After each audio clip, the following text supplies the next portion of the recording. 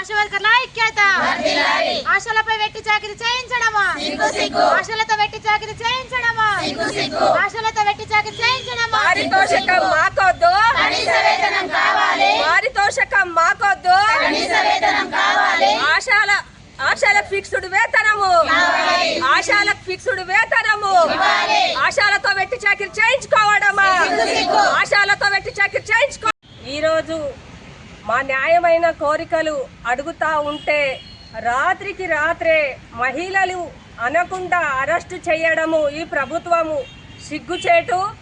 అయ్యా రేవంత్ రెడ్డి గారు, ఇప్పటికైనా మీరు ఇచ్చిన హామీలని నెరవేర్చండి.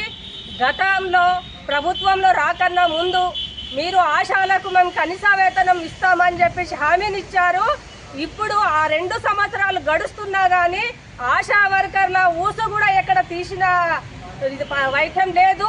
ఇప్పుడైనా రేవంత్ రెడ్డి గారు మీరు ఈరోజు అనేకమైన ఆశా వర్కర్లు ఆన్లైన్ పనిచేస్తూ ఉన్నారు, వెట్టి చాకిరీలు ఎన్నో పని చేస్తున్నా ఉన్నారు. కనీసం ఆశాల ప్రాణాలు పోతా ఉంటే, పిట్టలు రాలిపోయినట్టు రాలిపోతా ఉంటే ఈ ప్రభుత్వానికి చీమ కుట్టినట్టయినా లేదు. అయ్యా రేవంత్ రెడ్డి గారు, ఆశా ఒక చనిపోయి ఆ పిల్లలు రోడ్డున పడి ఉంటే ఆ పిల్లలకు ముద్దలు అన్న పెట్టే వాళ్ళు కూడా దిక్కులేని పరిస్థితి ఉంది. మట్టి ఖర్చులకు కూడా లేదు. ఆన్లైన్ వరకు అనేకమైన సమస్యలని ఆశాలను తీసుకొచ్చి హార్ట్ అటాక్ వచ్చి చనిపోయే పరిస్థితి వస్తుంది. ఇప్పటికైనా ఆడబిడ్డలు అని చెప్పేసి పెద్ద మాట్లాడతారు కదా, 2 సంవత్సరాలు గడుస్తున్నా ఆశా వర్కర్లు నీకు కంటికి కనబడట్లేదా?